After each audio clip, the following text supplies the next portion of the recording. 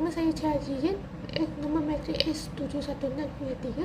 Hari ini saya nak bentangkan tajuknya kebergantungan negara terhadap sumber alternatif yang berkaitan dengan SDG 7, iaitu sumber tenaga yang boleh diperbarui dan bersih.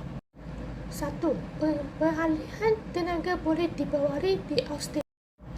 Hasil kajian yang saya dapati ialah kerajaan Australia ini memainkan peranan penting dalam mempercepatkan peralihan ini dengan menawarkan inisiatif seperti Renewable Energy Target, iaitu RET.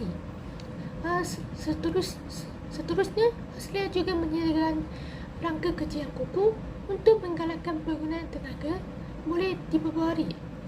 Di samping itu, Australia telah menggunakan tenaga bateri, iaitu daripada syarikat Tesla, untuk menyimpan sumber tenaga daripada tenaga solar dan angin bagi memastikan bekalan tenaganya sentiasa stabil sepanjang tahun. Dengan komitmen kerajaan yang berterusan, sokongan industri dan inovasi teknologi, Australia berpotensi menjadi peneraju global dalam penggunaan tenaga boleh diperbarui. Perbincangan dan penyelesaian. Negara Australia ada 3 cabaran dan peralihan tenaga boleh diperbarui ini. 1. Kapasiti penyimpanan tenaga. Untuk mengatasi masalah ini, kerajaan Australia telah melaburkan dana lebih besar dalam teknologi penyimpanan tenaga ini untuk menambah kapasiti penyimpanan tenaga ini. Kedua, kekurangan rangkaian penyagihan tenaga.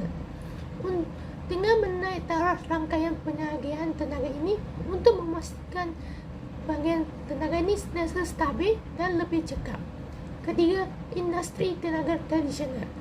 Industri tenaga tradisional ini akan rasa terancam dengan peralihan kepada tenaga boleh diperbarui.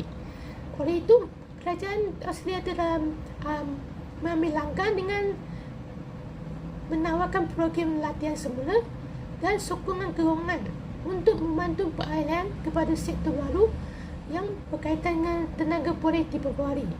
Kesimpulannya, negara Australia bukan sahaja boleh mencapai matlamat tenaga boleh diperbarui, tetapi juga mendahului dalam inovasi dan pelaksanaan tenaga hijau di peringkat global.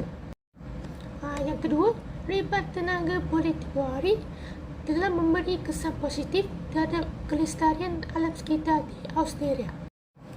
Hasil kajian yang saya dapati ialah peningkatan yang ketara dalam pemasangan sistem tenaga boleh diperbarui, terutamanya pemasangan panel solar dalam kalangan isi rumah dan peniaga. Data daripada Clean Energy Regulator bahawa jumlah pemasangan panel solar ini telah meningkat sebanyak 40% dalam beberapa tahun kebelakangan ini.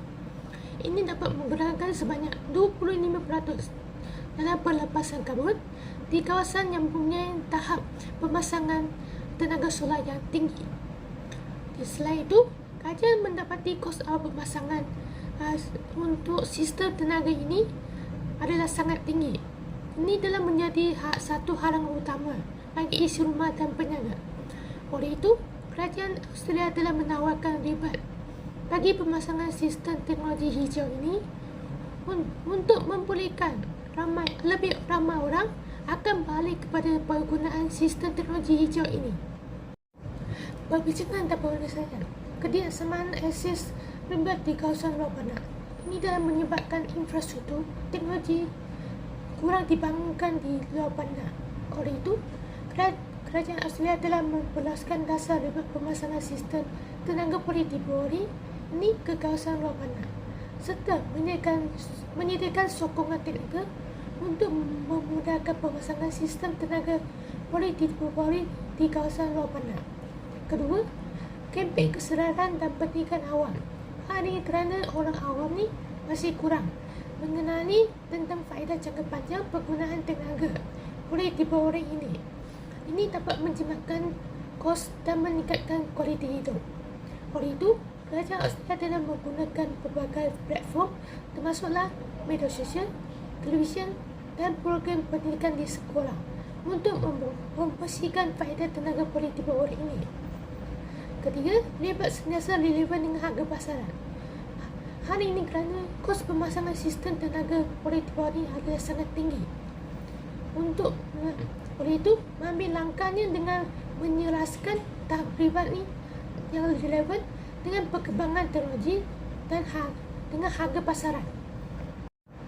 Itu saja. Sekian, terima kasih.